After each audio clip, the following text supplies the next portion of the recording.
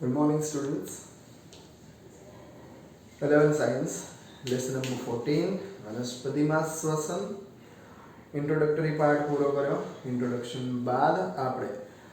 સમજ મેળવી કે વનસ્પતિમાં શ્વસનાંગ કેમ નથી, અને ત્યાર પછી બહુ જ સારી એવી ચર્ચા અને આપણે શક્તિ કેવી રીતે મેળવવી અને આપણી પાસે આજે શક્તિના સ્ત્રોત સ્વરૂપ એટીપી ને આપણા શરીરમાં કઈ રીતે જનરેટ થાય. તો તમારી પાસે પણ જવાબ છે કે સર સિમ્પલ છે, ખોરાક ખાવો પડે, ખોરાક પચાવવો પડે અને ખોરાકમાં રહેલા દ્રવ્ય દ્વારા આપણને મળે છે એનર્જી. પણ પ્રશ્ન એ આવે કે એનર્જી એટીપી સ્વરૂપમાં કેવી રીતે આવે? તો કે સર સિમ્પલ છે, એને આપણે વિઘટિત કરવો પડે, એને ઓક્સિડાઇઝ કરવો પડે. પ્રશ્ન આવે ક્યાં? પાચન તંત્રમાં? તો કે ના, પાચન તંત્ર તો જટિલ સ્વરૂપને સરળ સ્વરૂપમાં ફેરવે, પણ સરળ સ્વરૂપમાં ફેરવાયેલા ઘટકો આંતરડાની દિવાલમાંથી કોષો સુધી પહોંચવા જોઈએ, અને કોષને સજીવનો રચનાત્મક અને ક્રિયાત્મક એકમ કહેવાય. તો દરેકે દરેક પ્રક્રિયાઓ જે ચાલે એ કોષની અંદર જ ચાલે, અને કોષની અંદર ચાલતી આ ક્રિયાઓમાં તમે જાણો છો તે પ્રમાણે લીધેલા શ્વાસ્ય પદાર્થોનું ઓક્સિડેશન થાય, અને એ ઓક્સિડેશનના પરિણામ સ્વરૂપ એ જે તે પણ શ્વાસ્ય પદાર્થો જેમ કે કાર્બોહાઈડ્રેટ, પ્રોટીન, ચરબી, સ્ટેપ બાય સ્ટેપ જઈશું, પણ પહેલા આપણે કાર્બોહાઈડ્રેટ. તો કાર્બોહાઈડ્રેટનું કોષીય શ્વસન દરમિયાન સરળમાં સરળ ઘટક એટલે કે મોનોસેકેરાઇડ, અને એમાં પણ ગ્લુકોઝ, અને એ ગ્લુકોઝ જેવા ઘટકોનું આપણે ઓક્સિડેશન કરશું અને એની અંદરથી આપણે એટીપી જનરેટ કરશું. અને ગઈકાલની અથવા તમારા ગ્લાયકોલિસિસની ઘટનાની થોડી યાદગીરી લઈએ તો ગ્લાયકોઝ વત્તા લાઇસિસ એટલે કે ગ્લુકોઝ જેવા ઘટકોનું નિયંત્રિત રીતે સ્ટેપ બાય સ્ટેપ તોડવું તે, અને એ તૂટવાની વિઘટનની પ્રોસેસ માટે વર્ડ યુઝ કરવામાં આવે લાઇસિસ. અને ગ્લાયકોલાઇસિસનો સંપૂર્ણ અર્થ સમજી શકાય કે ગ્લુકોઝના અણુનું નિયંત્રિત વિઘટન કરવું તે. એ જારક અને અજારક બંને શ્વસનની અંદર થાય એટલે એને કહેવામાં આવે જારક શ્વસનનો અજારક તબક્કો. અને તે ચોક્કસ પ્રકારે બહુ જ સારામાં સારા પ્રોસેસ જે સ્ટાર્ટ એનું પહેલું સ્ટેપ, અને તે તમને 3 સ્ટેપની સમજ આજે હું બોલું એટલે ખ્યાલ આવશે. દેટ ઇઝ ગ્લાયકોલિસિસ, અને ગ્લાયકોલિસિસ પછી ક્વેશ્ચન માર્ક આવશે, તે હું તમને કહું. Second step that is crabs ચક્ર, અને third step that is oxidative phosphorylation. અને આટલા ત્રણ પ્રકારની સ્ટેપિંગ પ્રોસેસ પૂરી થશે ત્યાર પછી આપણે સારામાં સારી એનર્જી એક ગ્લુકોઝ મોલેક્યુલ્સમાંથી મેળવશું, અને એ હશે 36 એટીપી. બને છે 38 એટીપી, પણ ચોખ્ખો નફો 36 એટીપી નો હશે જે આપણે મેળવી શકીશું. ઇટ્સ ગુડ થિંગ, પણ આટલી પ્રોસેસ પસાર કરવી પડશે. હવે થોડા અટકજો કે કાલના ગ્લાયકોલિસિસનો ચાર્ટ તમે મોડે કર્યો હશે, હું તો મારી રીતે અત્યારે બોલી જઈશ, તમારી પાસે એનું પરફેક્ટ શું સમજ હોવી જોઈએ. અને એ પ્રોસેસ માટે તમને ખબર હોવી જોઈએ કે સ્ટાર્ચ પોલિસેકેરાઇડ એની અંદરથી કન્વર્ટ થશે ડાયસેકેરાઇડ, અને ડાયસેકેરાઇડમાં ગઈકાલે તમે જે જોયું તે પ્રમાણે એ ઘટકનું આપણે વિઘટન કરીશું અને એની અંદરથી ગ્લુકોઝ અને ફ્રુક્ટોઝ મેળવીશું. તો તમારી પાસે માહિતી હોવી જોઈએ કે આપણે કયા ઘટકનું વનસ્પતિની અંદર વિઘટન માટેની શરૂઆત કરી. EMP પાથવે એવો વર્ડ પણ યુઝ કર્યો, આંશિક ઓક્સિડેશન એવો પણ વર્ડ યુઝ કર્યો, અને સુક્રોઝ નામની શર્કરા એટલે સુક્રોઝ નામનો ડાયસેકેરાઇડ એને આપણે બ્રેક કર્યો, અને સુક્રેઝ અથવા ઇન્વર્ટેઝ નામના ઉત્સેચકની મદદ મેળવી ગ્લુકોઝ અને ફ્રુક્ટોઝની અંદર રૂપાંતરિત કર્યો, નિયંત્રિત ઓક્સિડેશનના સ્ટેપની શરૂઆત કર્યો, અને આ પ્રોસેસ કોષરસ આધારકમાં થાય, અને ગ્લુકોઝનો એક અણુ સાંભળો, ગ્લુકોઝ 6 કાર્બન વાળા મોલેક્યુલ્સનો એક અણુ પાયરુક એસિડ 3 કાર્બન વાળા પાયરુક એસિડના કેટલા મોલેક્યુલ્સમાં ફેરવાય છે? 2. અને એ પાયરુક એસિડ માટે હવે ક્વેશ્ચન માર્ક છે. હું એકવાર રૂપરેખા આપી જાઉં. Glucose converted to glucose 6-phosphate, fructose 6-phosphate, fructose 1,6 biphosphate. It's split into 2 parts: DHAP, PGL, 1,3-biphosphoglyseric acid, 3-phosphoglyceric acid, 2-phosphoglyceric acid, phosphoenol, pyruvic acid and pyruvic acid. હવે યાદ રાખવાનું કે પહેલે ત્યાં જ્યારે ફ્રુક્ટોઝ 1,6 બાયફોસ્ફેટ સ્પ્લિટ થાય ત્યારે 3 કાર્બન વાળા 2 મોલેક્યુલ્સ અંદર ફેરવાઈ જાય, એટલે 3 દુ 6 નો બેઠો સરવાળો બેસી જાય, અને ત્યાર પછી તમારી પાસે આ જે રીતે PgAl નું વિઘટન થાય એ જ રીતે DHAP પણ PgAl માં ફેરવાઈ જાય એટલે તમારી પાસે બે મોલેક્યુલ્સ તૈયાર થાય એટલે તમે સાઈડ ઉપર બે ક્રોસ એવું લખેલું છે તો એ વસ્તુ તમારે સમજવાના છે કે 1,3 બાયફોસ્ફોગ્લિસરિક એસિડના બે મોલેક્યુલ્સ 3 ફોસ્ફોગ્લિસરિક એસિડના બે મોલેક્યુલ્સ 2 ના બે ફોસ્ફેનોલના બે અને પાયરુવિક એસિડના બે સો એક કન્ફ્યુઝન પૂરું કર્યું સાઈડ ઉપર 3 કાર્બન 3 કાર્બન 3 કાર્બન ઉપર તમે જોશો તો 6 carbon 6 carbon 6 carbon glucose convert into glucose 6 phosphate by the help of enzyme hexokinase અને એ જગ્યા ઉપર તમને જબરદસ્ત એક એનર્જી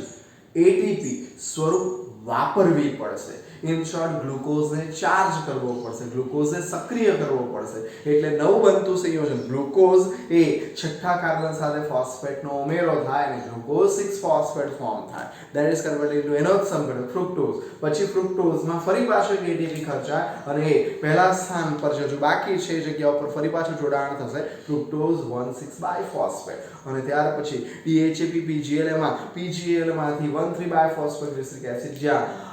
બહારથી એટલે કે અકાર્બનિક ફોસ્ફેટના બે મોલેક્યુલ્સ એડ થશે એ જગ્યા ઉપર NAD નામનું એટલે કે ઓક્સિડેશનની પ્રોસેસ દ્વારા એ જગ્યા ઉપર શેનું તો કે સર એ જગ્યા ઉપર NAD H નું સર્જન થશે અથવા તમે કહેશો NADH2 અને એ શક્તિનો મોટો ઘટક બોલવામાં આવે રિડ્યુસ નિકોટિનેમાઇડ એડેનાઇન ડાયન્યુક્લિયોટાઇડ અને એ ચોક્કસ પ્રકારે શક્તિના મોટા સ્ત્રોત તરીકે ઓળખાય શું બન્યું NAD કન્વર્ટેડ ઇન્ટુ NADH2 અથવા HH અને H+H you can say NADH2 પછી તમારી પાસે again 1,3 biphosphoglyceric acid converted into 3 phosphoglyceric acid તો જોઈ શકાય 1,3 તો એની અંદરથી પહેલા નંબરના કાર્બન પરથી ફોસ્ફેટ દૂર થાય છે અને એ બની જશે શું તો કે એક ફોસ્ફેટ દૂર થયો એટલે રિસીવ કરવા આવી જશે ADP શબ્દ સાંભળજો adenosine diphosphate it is converted to adenosine triphosphate એટલે કે એક ફોસ્ફેટ ઉમેરાયો એટલે એ બની જશે ATP અને આ જગ્યા ઉપર ફરી પાછી શક્તિનો એક સ્ત્રોત ઉમેરાય 2 phosphoenol pyruvic acid then phosphoenol pyruvic acid અને છેલ્લે pyruvic acid phosphoenol pyruvic acid મળે શું pyruvic acid તો ફરી પાછું ફોસ્ફેરિલેઝ થાય અને એ જગ્યા ઉપર પણ તમને એક ATP મળે છે તો કે ના એક નહીં બે કારણ કે તમારી પાસે આવા બે મોલેક્યુલ્સ છે તો એ જ રીતે ઉપલા સ્ટેપ પર પણ તમને કેટલા ATP મળે છે બે એની ગણતરી થોડી વાર રહીને આવશે પણ અત્યારે એક મૌખિક ગણતરી સ્વરૂપ આપણે લઈએ છીએ હવે ચાલુ થાય છે પાયરુવિક એસિડનું ભવિષ્ય શું પાયરુવિક એસિડનું ભવિષ્ય શું તો જોજો ક્યાં તો પાયરુવિક એસિડને ઓક્સિજન મળશે ક્યાં તો પાયરુવિક એસિડને ઓક્સિજન નહીં મળશે પહેલા નેગેટિવ વાત પર જઈએ કે પાયરુવિક એસિડને કોષ રસ આધારકમાં તૈયાર થયેલા પાયરુવિક એસિડને ઓક્સિજન મળે છે તો એ ક્રેબ્સ ચક્રની અંદર પરિવર્તિત થશે અથવા ક્રેબ્સ ચક્ર સ્ટાર્ટ થશે પણ એવું સમજો કે આ જે પાયરુવિક એસિડ છે એને ઓક્સિજન મળતો નથી અને ઓક્સિજન ન મળવાને કારણે એ હવે આખી પ્રોસેસને શીખવાની અને એ પ્રોસેસ અંજામ લેશે આથવણ આપણે કહીએ આથાવાળા પ્રોડક્ટ આપણે બોલીએ છીએ કે આથાવાળી વસ્તુને આપણે ખાઈએ છીએ યીસ્ટ દ્વારા ગ્લુકોઝ જેવા ઘટકોનું અજારક પરિસ્થિતિની અંદર અપૂર્ણ ઓક્સિડેશન અજારકવાળી પરિસ્થિતિ અજારક જેમાં ઓક્સિજન યુટિલાઇઝ થતો નથી કહેવાનું તાત્પર્ય તમારી કોષીય સંરચના દરમિયાન કોષોમાં જે પહેલી સ્ટેપ પૂરું થયું glucose converted into pyruvic acid હવે ક્વેશ્ચન માર્ક કે પાયરુવિક એસિડને ઓક્સિજન મળશે કે નહીં મળશે તો look at here are glucose એટલે હું જે બોલી ગયો તે જ આખી ગ્લાયકોલિસિસ ગ્લુકોઝ ફ્રુક્ટોઝ 6 ફોસ્ફેટ બાકીના ડેકોરેશન નથી કર્યા આ પણ તમને ખબર છે 1,3 biphosphoglyceric acid sorry phosphoglyceraldehyde dihydroxyacetone phosphate અને glyceraldehyde 3 phosphate it is converted into હવે કદાચ ખ્યાલ આવી જશે 3 phosphoglyceric acid 2 phosphoglyceric acid phosphoenol pyruvic acid sir step તો રહી ગયું તો કે આ અને હવે જે phosphoenol pyruvic acid converted into pyruvic acid તમે ઓબ્ઝર્વ કરો તો જગ્યાએ એક્ટિવેશન માટે ATP તો વપરાશે પણ જે ખરેખર ATP સર્જન પામવી જોઈએ એ આ કોઈ પણ સ્ટેપ પર તમને ATP સર્જન પામતી દેખાશે નહીં કારણ કે હાલ આ વસ્તુ જે તમે જોઈ રહ્યા છો એ ઓક્સિજનની મદદ વગર થતી પ્રોસેસ છે, અને ખાલી આ જ જગ્યાઓ પર તમને એક મોટો શક્તિનો ઘટક મળે છે, that is reduced nicotinamide adenine dinucleotide, like right over here, અને એ કહેવામાં આવશે NADH2. reduced nicotinamide adenine dinucleotide. આ એક જ શક્તિનો સ્ત્રોત અહીં તૈયાર થાય છે, શક્તિ મળે છે. બાકીની આખી પ્રોસેસમાં હવે જોવા જેવું કે પાયરુવિક એસિડ બન્યો તો ખરો. હવે પાયરુવિક એસિડ ની બે કન્ડિશન, ક્યાં તો ઓક્સિજન મળે, ક્યાં તો ઓક્સિજન ન મળે. સમજો, ઓક્સિજન મળે તો TCA ચાલશે, એટલે કે ટ્રાયકાર્બોક્સિલિક એસિડ ચક્ર, ક્રેબ્સ ચક્ર ચાલશે, જે ઘણા સૂત્રોની અંદર આખો અંજામ આપવામાં આવશે. પણ અહીં એવી પરિસ્થિતિ છે કે પાયરુવિક એસિડને ઓક્સિજન મળતો નથી. કોષની અંદર, વનસ્પતિ કોષ હોય કે આપણો કોષ હોય, એની અંદર ઓક્સિજન મળતો નથી. તો હવે પાયરુવિક એસિડ, આપણું જે 3 કાર્બન વાળું સંયોજન છે, એની પરિસ્થિતિ વિકટ બની જશે. એટલે બે કન્ડિશન દર્શાવેલી છે, જરા ધ્યાનથી આ રેડ પેન ઓબ્ઝર્વ કરજો કે પાયરુવિક એસિડ સપોઝ વનસ્પતિ કોષીય સંરચના સાથે સંકળાયેલું હશે, અને સપોઝ પ્રાણી કોષ સાથે સંકળાયેલું હશે. સર કેમ આવું? તો કે આ પ્રોસેસ બંને, એટલે કે વનસ્પતિ ઘટકોમાં પણ થાય અને પ્રાણી ઘટકોમાં પણ થાય. વર્ડ યુઝ કરવામાં આવે છે આથવણ, આપણે કે આથાવાળી પ્રોડક્ટ. તમે એવરીડે હવે આથાવાળી પ્રોડક્ટ યુઝ કરો છો, જેમાં ચોક્કસ ખમણ, ઢોકળા, ઈદડા, એ સિવાય નશાકારક પીણા, જેની અંદર બિયર, એ જવનો આથો લાવીને બનાવવામાં આવે. વિસ્કી, તો એની અંદર પણ દ્રાક્ષ, તો એની અંદરથી વાઇન. તો આ બધી વસ્તુઓમાં વનસ્પતિ જ ઘટકોનું અજારક શોષણ, એટલે કે આથવણ કરાવવામાં આવે. અને એટલે આ પ્રોસેસ તો ચાલે જ માય ડિયર, પણ અહીંથી આખી ઘટના બદલાઈ જાય. અને પાયરુવિક એસિડને બે ચાન્સ બતાવેલા છે. જો વનસ્પતિ જ ઘટકોની અંદર પ્રોસેસ ચાલશે આથવણની, તો એની અંદરથી સી હિયર ઇથેનોલ,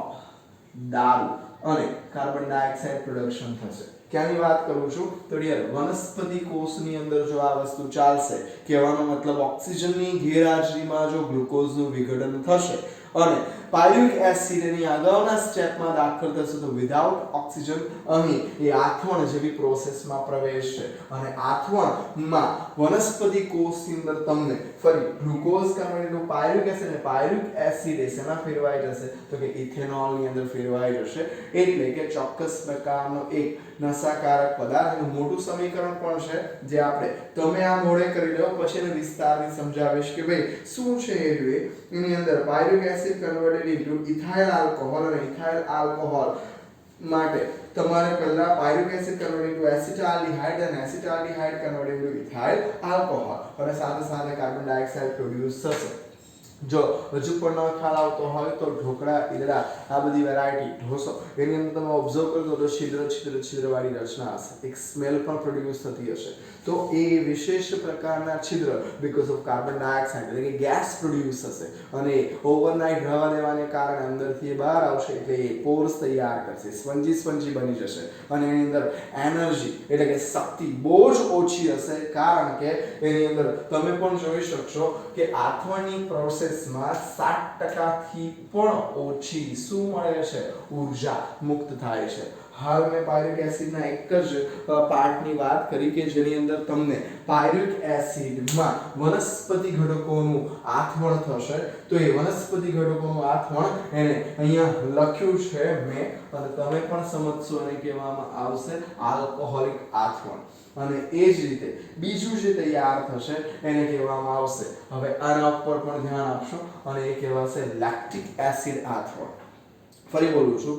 આ લેક્ટિક એસિડ એ કોના માટે? તો કે સર પ્રાણી કોષ માટે. સર જાવ એવું થાય, પ્રાણી કોષોમાં વળી આથવણ થતું હોય. અને એ જ રીતે તમે આ વસ્તુ નિહાળતા નથી, પણ એ વસ્તુ આપણે શીખવાની છે કે આપણે રૂટીનમાં બહુ બધી પ્રોડક્ટ યુઝ કરીએ છીએ કે જે આથવણની પ્રોડક્ટ છે, અને એની અંદર આવા ચોક્કસ પ્રકારના દ્રવ્ય તૈયાર થાય, અને એને કહેવામાં આવશે આલ્કોહોલિક આથવણ. અને એ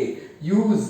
થશે આની અંદર યીસ્ટ અને ચોક્કસ પ્રકારના બેક્ટેરિયા એ વગેરે આ પ્રોસેસને અંજામ આપશે. અને તમારી પાસે યુનિવર્સલ ટ્રુથ છે કે દરેકે દરેક સજીવોની અંદર આ ગ્લાયકોલિસિસ પ્રોસેસ તો ચાલે જ ચાલે અને એની અંદર ગ્લુકોઝ જેવા ઘટકોનું શેમાં કન્વર્ઝન થાય તો કે એનું કન્વર્ઝન થશે પાયરુવેટ એસિડમાં અને પાયરુવેટ એસિડને પાસે ક્વેશ્ચન માર્ક કે એને ઓક્સિજન મળે કે ન મળે પણ હાલ ઓક્સિજન મળતો નથી તો વનસ્પતિ કોષોની વાત કરીએ તો ત્યાં આ જ પ્રોસેસ ચાલશે અને શું બનશે ઇથાઇલ આલ્કોહોલ અને એ જ રીતે હવે જે આપણે બાકી છે કે પ્રાણી કોષોમાં એવું થાય તો કે યસ થાય તો એનું બેસ્ટ એક્ઝામ્પલ કે ક્રિકેટ મેચ ચાલે છે તમારા જે ફેવરિટ ક્રિકેટર એ દોડતા રનિંગ બિટવીન ધ વિકેટ એટલે કે રન લેતી વખતે દોડતા અચાનક જ એના પગની અંદર આંચકો લાગે છે એનો પગ ખેંચાઈ જાય છે થોડી વારમાં ફિઝિયો બોલાવવામાં આવશે પડી જશે કે ગમે તે સેટ થશે ત્યાર પછી ફિઝિયો આવીને એક સ્પ્રે લગાવશે અને એના મસલ્સને રબ કરશે શું થયું તેનું હવે સાયન્ટિફિક રીઝન હવે જોઈ લઈએ એટલે ખ્યાલ આવશે કે વધારે પડતી દોડવાની પ્રોસેસ દરમિયાન સ્નાયુ કોષો હાઈએસ્ટ એટીપી વાપરે કારણ કે તમે ગમે કાર્ય કરશો એના માટે શક્તિની જરૂર પડશે ઇન શોર્ટ એટીપી વપરાશ એટલે બરાબર જ ચાલે છે એના શરીરના ઘટકો જે લેવાયેલા ગ્લુકોઝ એનું ધીમે ધીમે ઓક્સિડેશન થાય છે અને એને પાયરુવેટ એસિડ TCA માં જતો રહેશે અને TCA દ્વારા ઓક્સિડેટિવ ફોસ્ફોરાયલેશન દ્વારા બહુ બધી એનર્જી મળે છે પણ અત્યારે એવું થાય છે કે એની ગતિવિધિ અથવા તેની મસલ્સની એક્ટિવિટી એટલી બધી ફાસ્ટ છે કે જે સમયે ખરેખર સર્જાયેલા પાયરુવેટ એસિડનું TCA માં પ્રોસેસ માટે જવું જોઈએ અથવા પ્રોસેસ માટે TCA માં દાખલ થવું જોઈએ એની જગ્યાએ એને વધારે પડતી એક્ટિવિટીને કારણે એ સ્નાયુ કોષો સુધી ઓક્સિજન પહોંચતો નથી અને ઓક્સિજન પહોંચવાની ગેરહાજરી અથવા તો ઓક્સિજનનું લેકિંગ અથવા ઓક્સિજનની ઉણપ તમારા સ્નાયુમાં એટલે સ્નાયુની જે સંકોચન શિથિલનની ક્રિયાવિધિ છે એ અટકી પડશે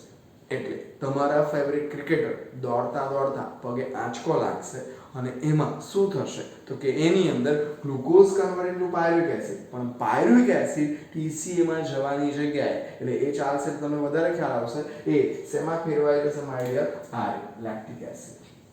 હવે સાંભળવા છો આ લેક્ટિક એસિડ કઈ કામમાં નથી આવતો અને એસિડિક કન્ડિશન સર્જે મસલ્સની અંદર અને એ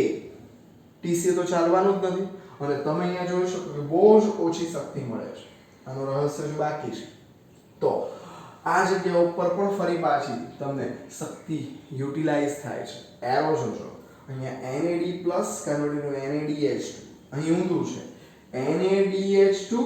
વપરાય છે અને ખાલી તમને શું મળે છે NAD+ એ ગ્રાહી બની ગયો એટલે અહીં તો ઊંધું થયું ખરેખર શક્તિ મળવાની જગ્યાએ શક્તિ વપરાય છે અને એ લેક્ટિક એસિડ જે તૈયાર થયો એ લેક્ટિક એસિડ પણ આગળના સ્ટેપમાં જઈ શકે એવું છે જ નહીં તો એ લેક્ટિક એસિડ આમનો આમ જ મસલ્સની અંદર પડ્યો રહેશે અને એને કારણે મસલ્સ એની જે વોકિંગ એક્ટિવિટી કન્ડિશન એને સ્ટોપ કરી દેશે એટલે થશે જ નહીં એટલે પ્રાણી કોષોમાં આવી સ્નાયુઓમાં કસરત દરમિયાન અપૂરતા O2 ને કારણે તમે ક્રિકેટરને યાદ રાખો એટલે વહેલી સમજ પડશે આ મસલ્સ પુલ થઈ જશે ખેંચાઈ જશે અને ખેંચાવાનું રીઝન શું તો કે અહીં જમા થયેલો લેક્ટિક એસિડ ફિઝિયો સ્પ્રે મારશે થોડી વારમાં રબ કરશે એટલે તે જગ્યા પર ઓક્સિજનની આપૂર્તિ પણ સ્ટાર્ટ થઈ જશે અને ધીમે રહી અને લેક્ટિક એસિડ આજુબાજુના કોષોની અંદર જતો રહેશે અને આ જે રીતે તમે આ પાયરુવેટ એસિડને પ્રાણીની જગ્યાએ વનસ્પતિ કોષ માટે જો મગજમાં બેસાડવા માંગો તો આ વસ્તુ આપણે અપગ્રેડ યુઝ કરીએ છીએ ખમણ ઢોકળા લીધા અને આપણે પેલા માદક પદાર્થો તરફ નથી જતા પણ એ અહીંયા વર્ડ આલ્કોહોલિક આથમણ હવે તમને એમ થાય કે સર ઇથેનોલ બને છે તો કે હા બને છે પણ એ જ્યારે આપણે ગરમ કરીએ તે વખતે આ ઇથેનોલ વાતાવરણમાં ઇવેપોરેટ થઈ જાય ઉડી જાય છે એટલે આપણને એની એવી કે ઝાઝી અસર થતી નથી છેલ્લે આથમણના પ્રકાર અને આથમણની અંદર આવી ગયું આલ્કોહોલિક આથમણ અને લેક્ટિક એસિડ આથમણ આલ્કોહોલિક આથમણ તમે ઇન્ડિકેટ કરું છું કે વનસ્પતિ કોષ માટે કહી શકો ઓકે અને લેક્ટિક એસિડ એ શેના માટે ઇન્ડિકેટ કરીએ છીએ તો કે રિયલ પ્રાણી કોષ માટે અને આ થાય જ છે આ વસ્તુ તમારી સાથે ખુદ સાથે બનતી હશે એ વસ્તુ બનતી હોય છે એ ચોક્કસ પ્રકારે અપૂરતા ઓક્સિજનને કારણે કોષીય જે વિઘટનની પ્રોસેસ છે એ અટકી પડે છે, એ ક્ષતિગ્રસ્ત બને છે. તો આ જગ્યા ઉપર આથવણના પ્રકારમાં આલ્કોહોલિક આથવણ, લેક્ટિક એસિડ આથવણ. તમારું બ્લુપ્રિન્ટ શું આવે ખબર નથી. આ તમારા માટે 3 માર્કનો સવાલ બની શકે, ગ્લાયકોલિસિસ 5 માર્કનો સવાલ બની શકે. અને આથવણની છેલ્લે નિપજની વાત કરીએ તો CO2, યસ તો આવવાનો છે, આવવાનો. કાર્બનિક સંયોજનો જેવા કે ઇથાઇલ આલ્કોહોલ, લેક્ટિક એસિડ, અને આ જે શીખવાનું છે તે હું સમીકરણ સ્વરૂપ આના પછી તમને કહીશ, જેથી તમે પણ એની સાથે જોડાઈ શકો. આ ચાર્ટ કરવાનો બહુ સરળ ચાર્ટ છે. સમજ પડવી જોઈએ કે આ વસ્તુ ગ્લાયકોલિસિસ છે અને ગ્લાયકોલિસિસના સ્ટેપિંગ એ લોકોએ શું કર્યા છે તો કે ખાલી અમુક જરૂરિયાતના સમજવા માટે બતાવ્યા છે. પણ simple, glucose converted into pyruvic acid. અને પાયરુવિક એસિડનું શું થશે તો કે ક્યાં તો ઓક્સિજન મળશે, ક્યાં તો નહીં મળશે. પણ હાલ ઓક્સિજન મળતો નથી, એટલે ધારો કે વનસ્પતિ કોષ હશે તો ઇથેનોલ અથવા ઇથાઇલ આલ્કોહોલમાં ફેરવાઈ જશે, અને પ્રાણી કોષ હશે તો લેક્ટિક એસિડની અંદર ફેરવાઈ જશે. Thank you.